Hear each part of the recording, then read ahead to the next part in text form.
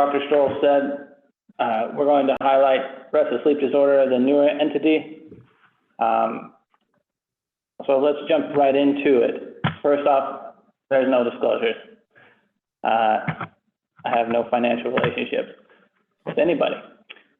Our objective today will be to attempt to persuade you using a recent case from the pediatric sleep clinic that there may be a need for expansion within the movement disorder subclass of sleep disorders. I will hope to help you differentiate restless sleep disorder from other associated conditions and to learn the diagnostic criteria for this disease.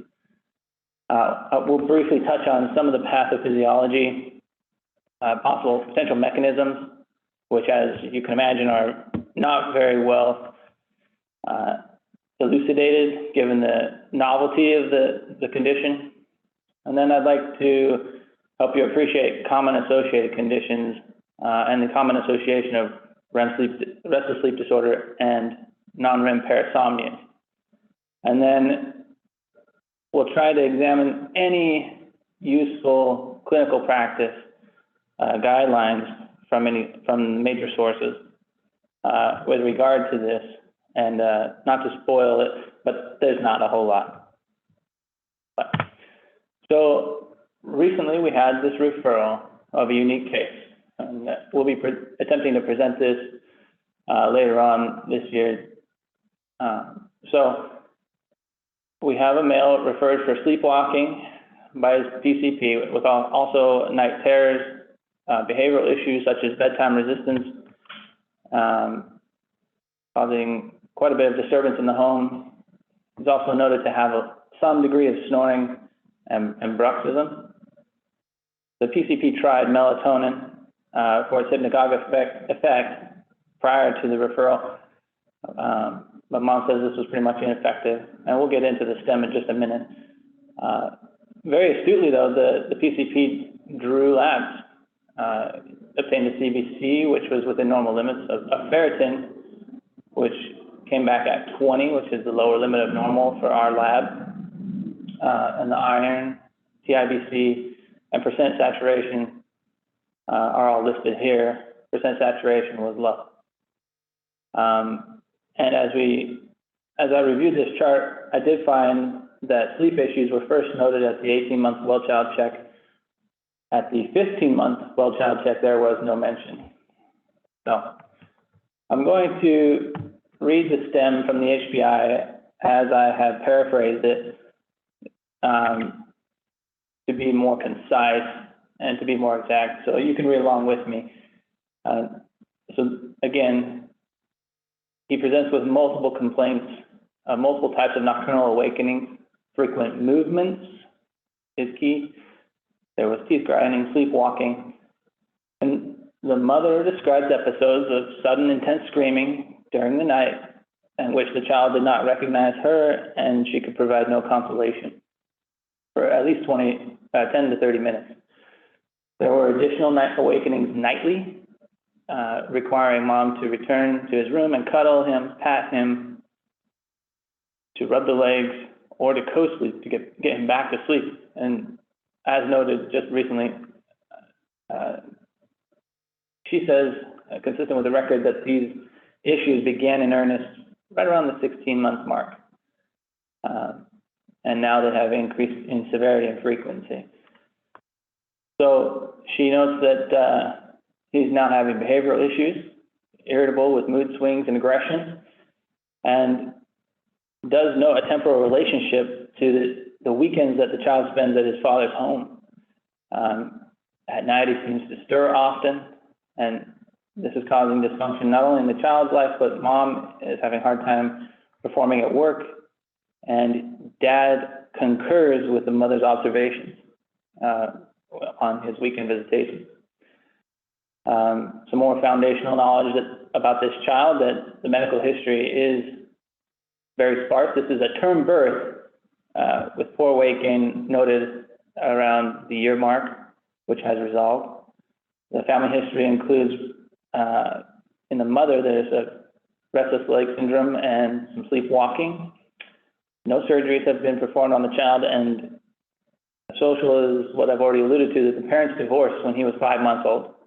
They share custody, and the child has some co-sleeping behaviors on the weekend when he's with his father. And so what ties the constellation of things that I've just described together? We mentioned a relative iron deficiency, potential snoring, and parasomnias. Well, we know that behavioral insomnia of childhood causes increased sleep deprivation, and that irregularity can trigger the disorders of arousal, the parasomnias. Well, we're looking for this differential. We're looking for triggers. Things like the movement disorder class or the emotional stress have been attributed to, are known to cause exacerbation of the parasomnias. And if we could get the diagnosis of sleep disordered breathing, that would also explain these frequent parasomnia-like behaviors. So I list here our differential diagnosis in question, as well as our achieved diagnosis. And this was again from March. So they planned, I wasn't involved at the time, to give iron at a dose of 3 milligrams per kilogram, to refer to sleep psychology, continue with melatonin. As Mom noted, it was helping mildly. They also plan to schedule awakenings prior to his routine night terror behavior in an effort to interrupt the sleep and have less time required to go back to sleep prior to the onset of these events. We need a sleep study in the lab, of course, because that's the only time available for children, and some social issues like helping parents get along. And we would see him back after the sleep study. So next I want to review the highlights from the PSG. The child would not tolerate the airflow sensors, so we didn't have any direct airflow. And respiratory events had to be estimated from the inductance bands with corroborating desaturations or arousals. This returned a result where the AHI was 0. We did see a central apnea index of 1.7, but they were all related to the child's post-arousal centrals, which is a physiologic response. Of note, the child could not meet obstructive sleep apnea criteria by TCO2, as he only had 7% of the time greater than 50 millimeters of mercury of CO2. So no sleep apnea. His sleep architecture was notable that he had frequent arousals and prolonged awakenings during the night. And these were associated with limb or whole body movements out of both non-REM and REM sleep. His sleep latency was, appropriate for age, sleep efficiency, also within limits. He had a good total sleep time. But of note, his arousal index is mildly elevated at 12.3 arousals per hour, when we expect more along the range of 7 to 9 per one study I looked at. Moving down, his limb movements were scored as quite low. And we'll touch on this later, but PLM index was only 3. However, upon review subsequently of the study by Dr. Ibrahim, thank you, we found that he had 185 major body movements, which were aperiodic in nature, and that divided by his sleep time came out to a major body movement index of 22, which is quite a lot. I want to make a note that the EEG was unremarkable. There were no seizure no stigma of seizure activity.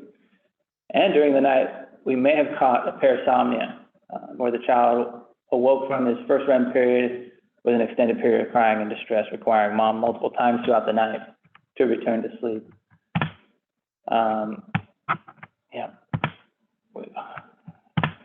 So if we go on now to look at the hypnogram, I want to draw your attention first to the patient's sleep architecture.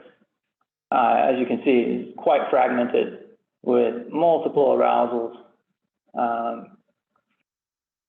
Moving on. If you look at the patient's body position, this may not appear too alarming, but if we count it up, there are 30 position changes.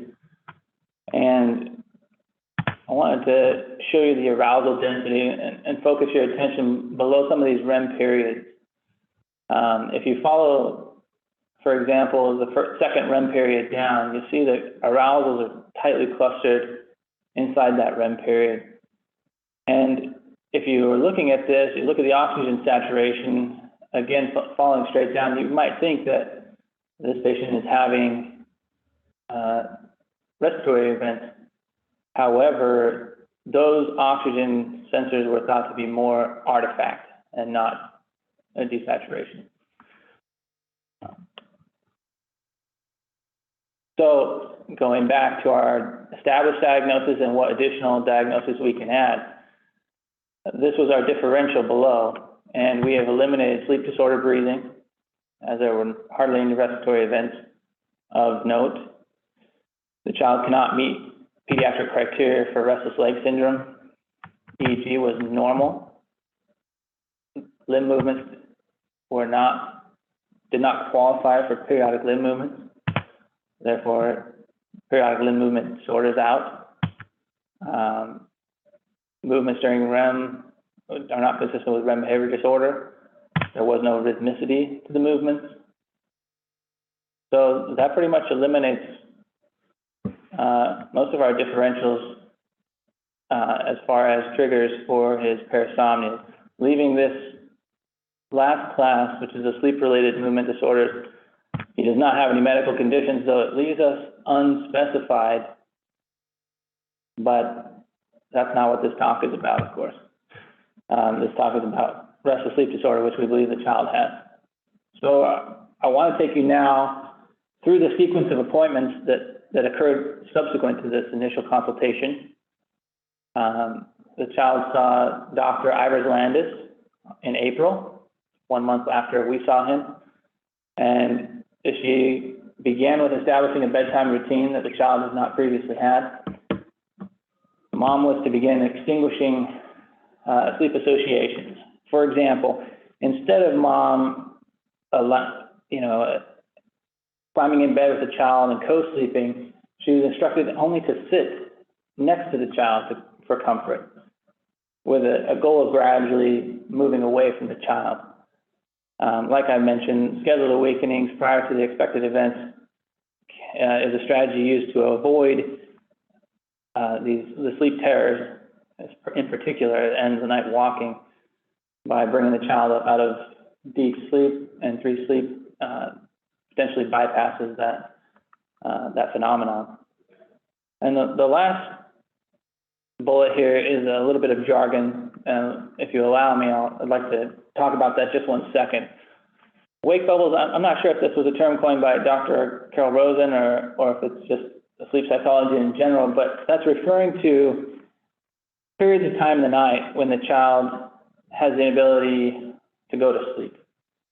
It may be a sleep onset, and that's particularly when we're talking about, think of this time where the child is laying in bed but refusing to sleep or unable to achieve sleep. And the metaphor is that by introducing some, pushing back the bedtime and fixing a wake time to a certain hour, that we can pop the bubbles, using a pin. So bedtime fading was to be employed, and this is by adult jargon, just increasing the sleep efficiency, not going to bed until they're tired, until the sleep pressure is up, so the child will fall asleep instead of tossing and turning in bed.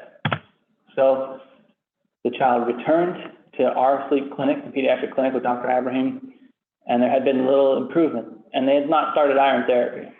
So additionally, the child was having a difficult time swallowing melatonin. We attempted to trial transdermal melatonin, but reiterated our plan, sent him back to behavioral intervention.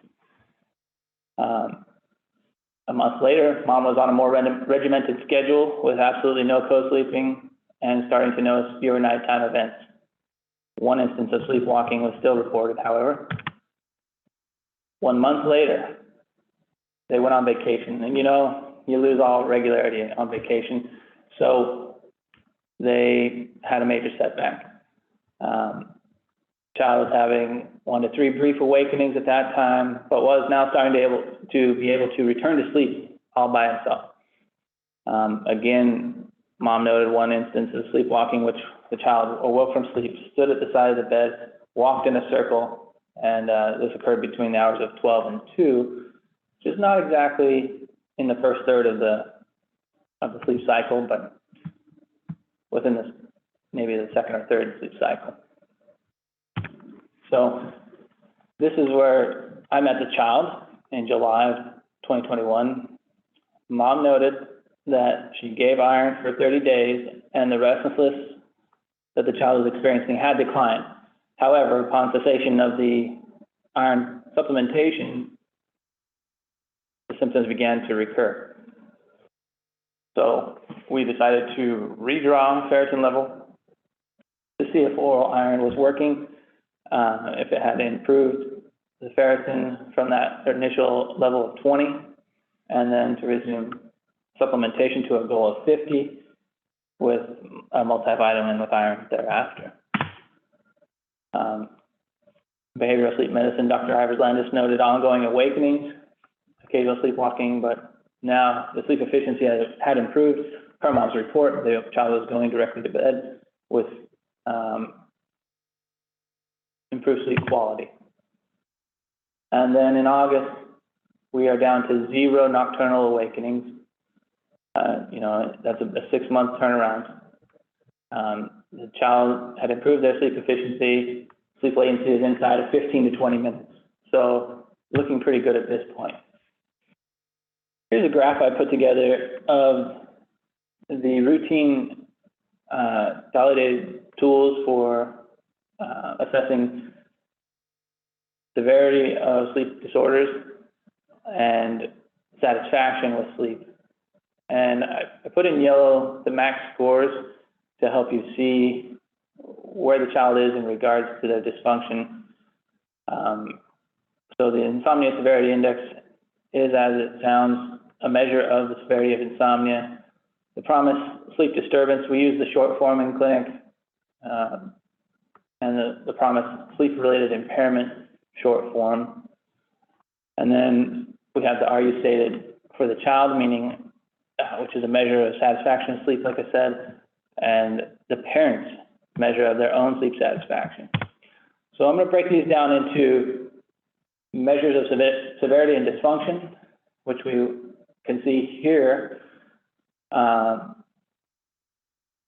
These are a temporal relationship of the child's, of the parent's reported dysfunction.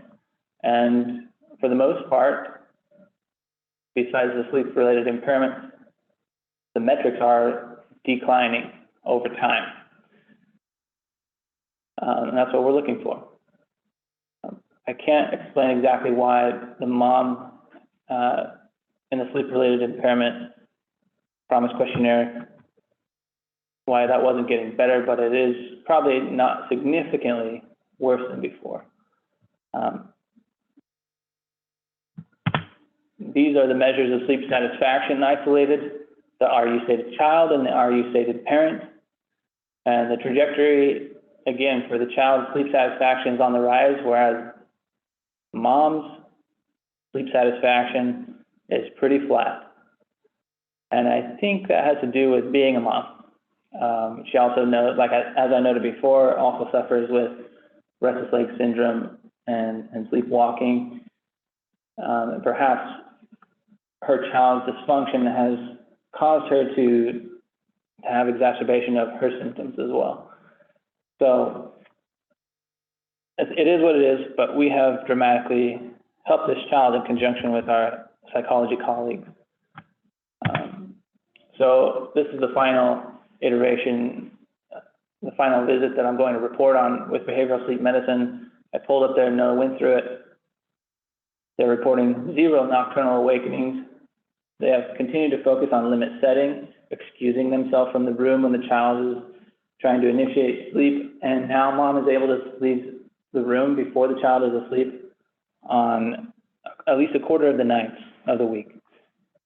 So I just wanted to highlight the remarkable success in this case with the multidisciplinary team, but I don't like that unspecified.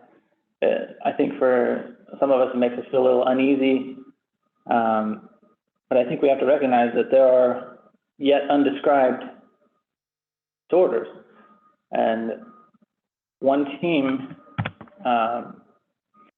Del Rosso et al. In 2018 decided to do something about this report. They put a pilot study out to try to describe a new diagnostic category. This was a retrospective, I believe it was a mix between a prospective and a retrospective cohort. They used 37 healthy controls from a UCSF study, and then recruited or had 15 children's records whose chief complaint was restless sleep. And they were compared, they compared both their clinical and polysomnographic issues against 15 children with confirmed to have RLS. The exclusion criteria, you might ask, it might raise an eye, but I'll get to that later. Any child less than 6 years old, any child taking sleep-altering medications or with other sleep disorders, sleep disorder breathing in particular, or medical conditions that might affect their sleep were excluded. And here's some of their data. I'd like to draw your attention to this line here, the ferritin, and show that the ferritin levels, the mean between the restless sleep and the restless leg syndrome population was significantly different, a little bit lower. So that's something interesting. But of note, we don't have that compared against the control because of the retrospective nature of the analysis. They had used these patients, these control patients, pulled out of this other database, so they couldn't get their ferritin levels. But we expect a level of roughly 80. Some literature was saying 60 to 80 as a normal level for ferritin. So next, I want to compare and contrast the clinical features of these groups of children and present their data on this. First, I'll show you that there was dysfunction, right? No dysfunction in the control group, reported dysfunction in both the restless sleep and restless leg group. Then looking at the restless sleep group, the main nocturnal symptoms were a report of restless sleep and large body movements. And that's going to be critical for the diagnostic criteria in the future, and just a spoiler alert. And it was very eloquent that they did this analysis and then created the diagnostic criteria. So restless legs, as you would expect, there was an association with parents or a family history of restless legs, and their complaints differed quite dramatically. Hyperactivity and leg discomfort, as you would expect in restless legs. And then the types of leg movements were tabulated. I've only used a portion of their table because I thought that this section illustrated the issue most eloquently and most succinctly. So types of leg movements were scored, and this is their finding, that the control and the restless sleep disorder, their total limb movements index was roughly the same. So that's 1 versus 2, no significant difference in the Turkey post hoc analysis. However, restless sleep disorder, there was significant difference. The same thing could be said for the PLM's index and for the short interval limb movement index. So that's not what you would expect. At least it wasn't what I would expect in the beginning, because this is a restless sleep disorder, the child should be moving. But the large movements seen in restless sleep disorder tended to last longer and therefore be outside the criteria for periodic limb movements. Therefore, they were not scored. And most of them were not accounted for. I think because of our long history with restless leg syndrome, described way back from the time of Willis and Eckbach, we have been focusing in on criteria that would identify that disorder, particularly the periodic limb movements. And their criteria is much shorter time span, half a second to 10 seconds. So that's interesting. We're not appreciating this disease, this condition, because we're not looking for it, in my estimation. So then in 2020, Lourdes Del Rosso and her group they set out to write the consensus diagnostic criteria for RSD. And they put in there, like I said before, from the clinical criteria in their pilot study, the complaint of restless sleep and the observed large body movements. Okay. There had to be video polysomnographic documentation of the 5 or more large body movements per hour. This had to occur at least 3 times a week with a duration of at least 3 months. There must be clinically significant impairment and differentiation from other conditions that might secondarily cause restless sleep. If we run our child from our case through this criteria, that sounds like it fits until we get to the age criteria, which is the age. Our child was 2, if you recall, and therefore outside the 2020 and current restless sleep disorder guidelines and criteria. But as you can agree, I would hope this was just a starting point, in my opinion. In order to begin to define a disorder, you have to pick some criteria, and that's what they chose. But certainly, there is an evolutionary and physiologic basis where this should probably be expanded to younger and older people. So I just wanted to make that point. And then in 2021, Dr. Ferry et al. Published a paper in Sleep that further specified the criteria for large muscle group movements and trying to nail down clear and detailed rules. So they put in a time component for adults that's between 3 and 45 seconds, and for children that's between 3 and 30 seconds.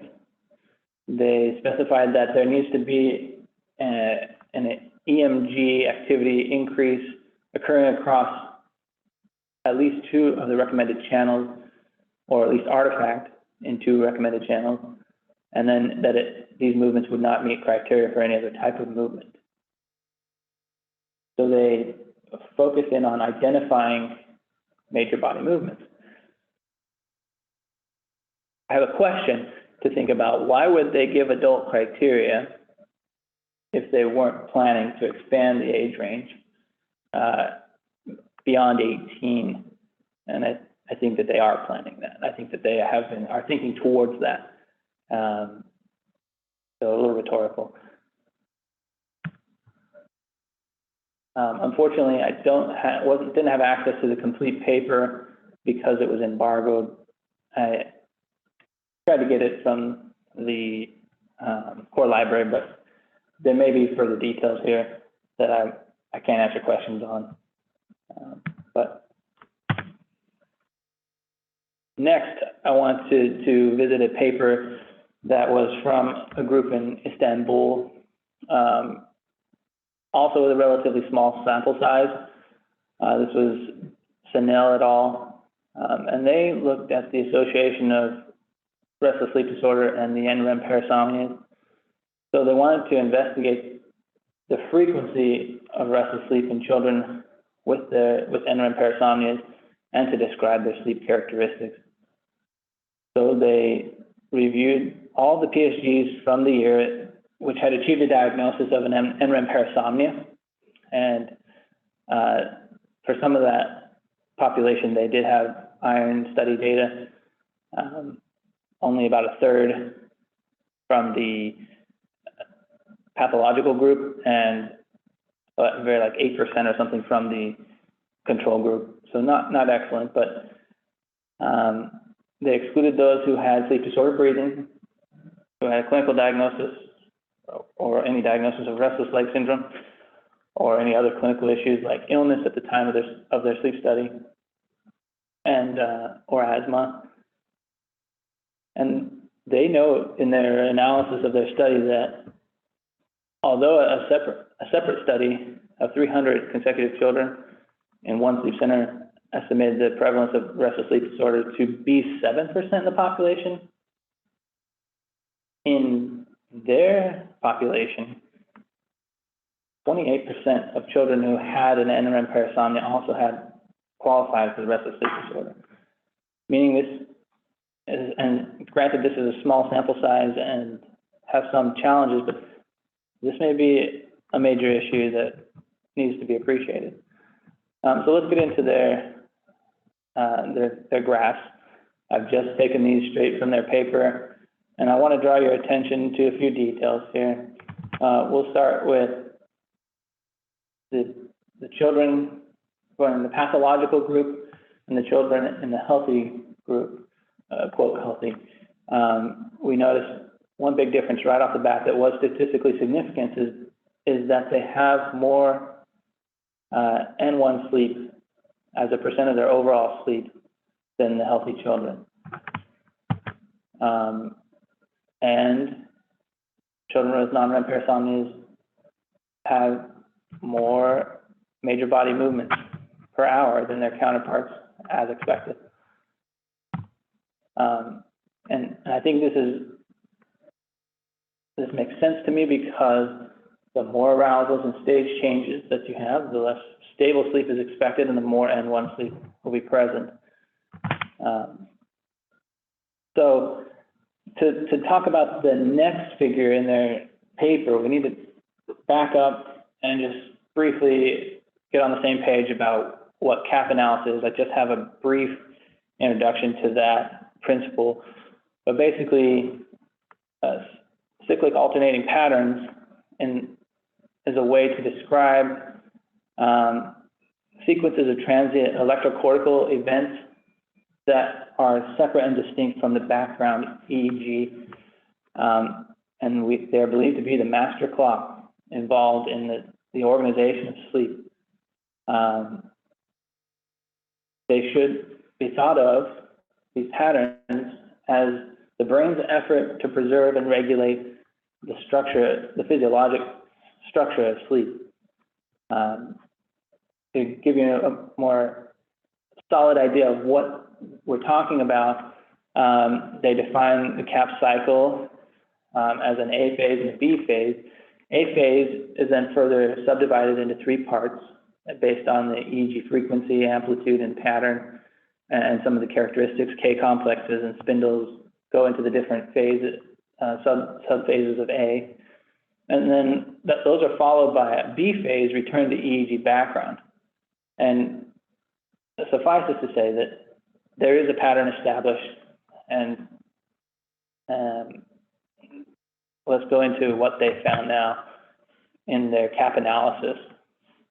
I wanted to say that cyclic alternating patterns are probably going to be a major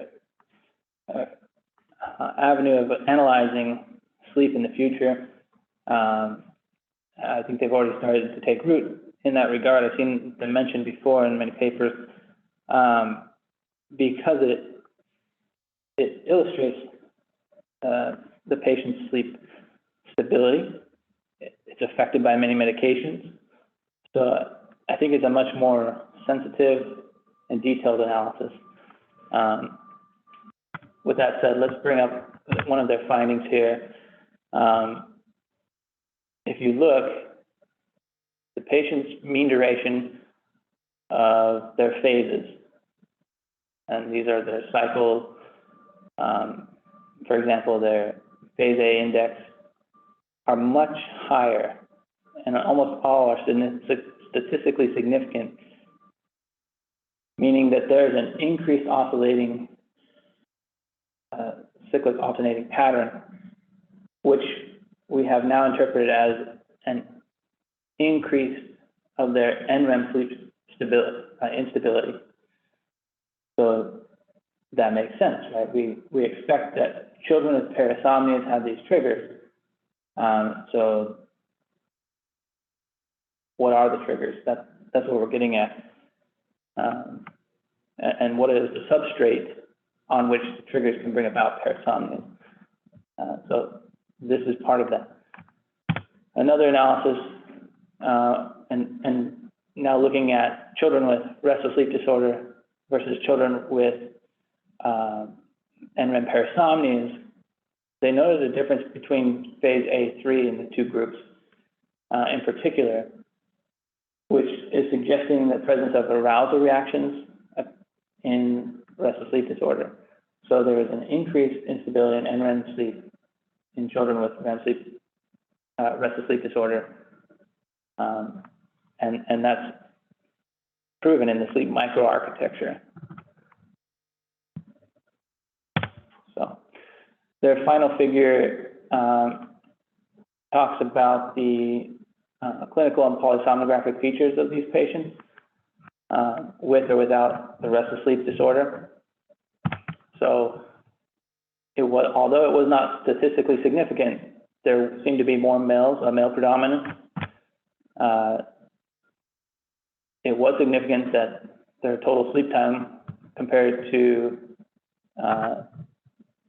those children who only had non-REM parasomnias was decreased, and meaning the restless sleep disorder patients had less sleep overall than the parasomnia group alone. And the sleep efficiency was also statistically significant in that restless sleep disorder patients had a decrease in their sleep efficiency.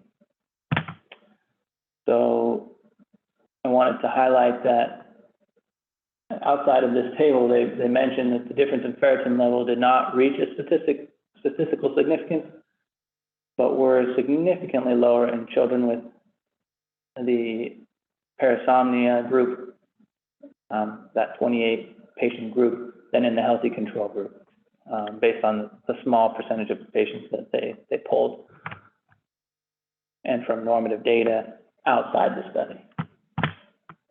So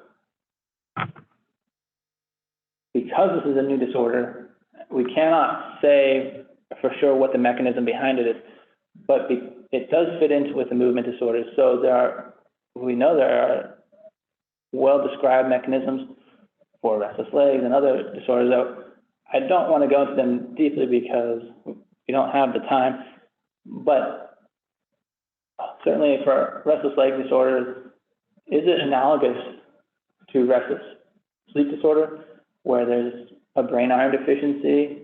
Certainly our case would argue for this, whether that's a whole brain iron deficiency or a focal region. For restless leg syndrome, both have been shown true. In another mechanism for restless legs is a dopaminergic excess, hyperfunctioning in the day with relative hypofunctioning at night, which brings out the symptoms at night, and a downregulation of the dopamine receptors.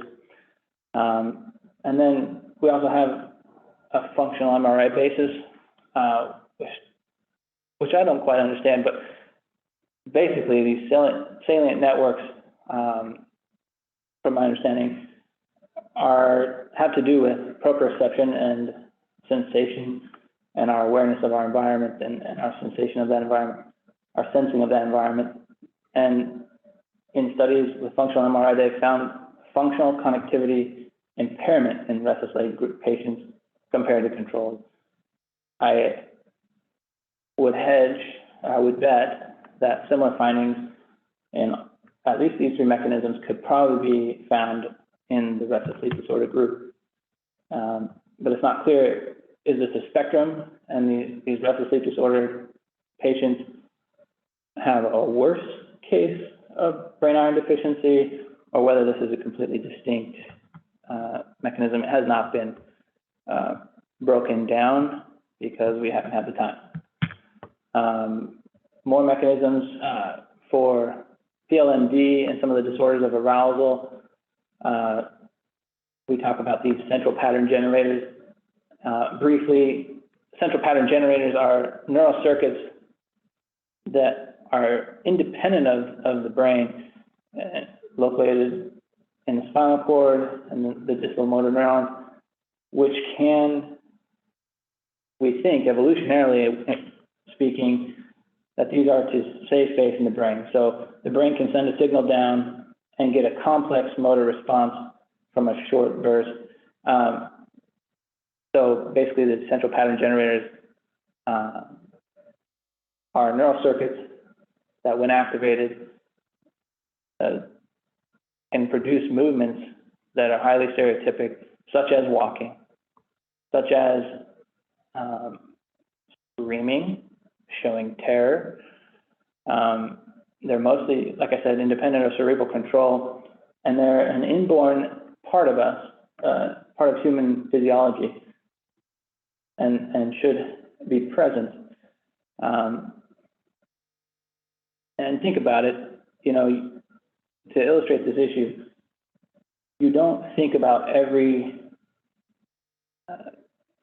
step you take, the balance and the coordination of the legs and the foot progression and all of that. That is just automatic, and we think that's controlled in the spinal cord. And in studies, when they transect the spinal cord of animals, they can stimulate these central pattern generators and create walking movements. Or if they stimulate the right part of the brain, they can create swallowing emotions. I thought that was very interesting when I was reading about central pattern generators, that even the emotions we display, our brain sends out, the cortex sends out, it dictates this pattern, and then it automatically happens. So anyhow, for PLMDs and disorders of arousal,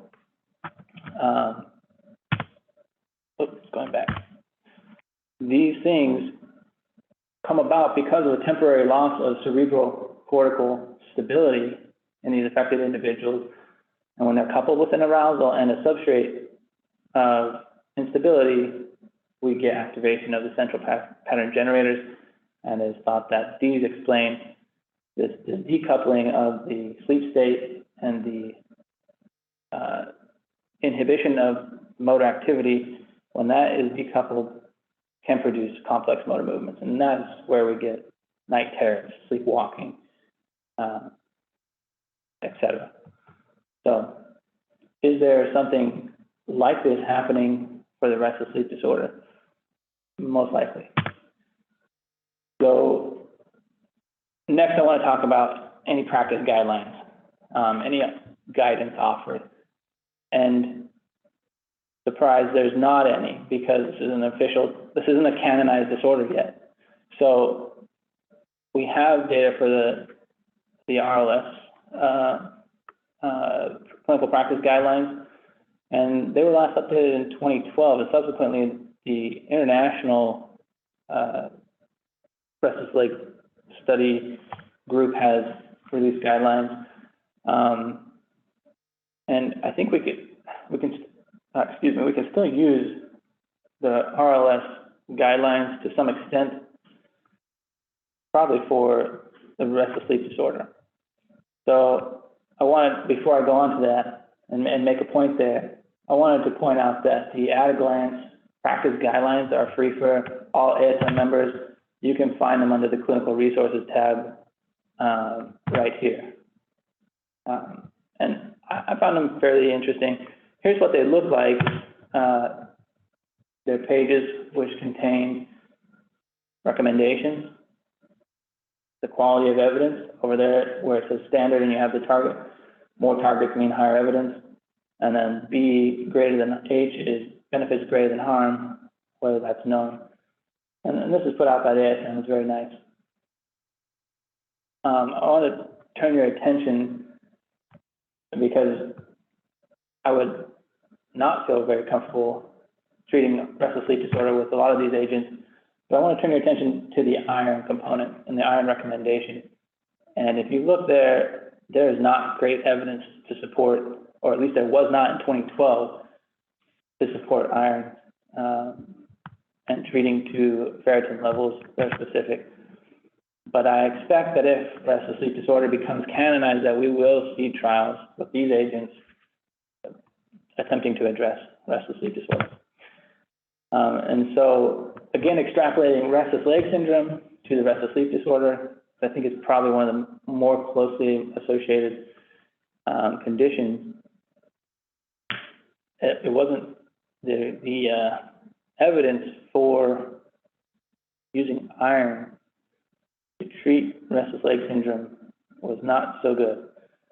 And I quote from the children's section because Nicoletta will be talking about restless leg syndrome in adults, and I don't want to step on her toes too much, but there is inadequate evidence to make any conclusion on the efficacy of oral iron for the treatment of RLS. And so definitely not available for RSD in children. So insufficient evidence to support a refute is the level. And that's concerning. But then they go on to make a recommendation of how to do that. This is Dr. Richard Allen and his group from Sleep Medicine Journal back in 2018. This is the algorithm for treating RLS with iron in pediatrics. But I'm going to co-opt it for the treatment of restless sleep disorder because that's what worked in our case. So if we just adjust this, boom. If you have restless sleep disorder, you get a ferritin. Where is it? In our case, the child was at 20. So we used the central pathway. We didn't know about any reasons to not give him iron orally. And so we did. That was the dose. The recommended dose is 3 milligrams per kilogram per day. And then roughly 3 months later, he returned. His ferritin had increased, so improving.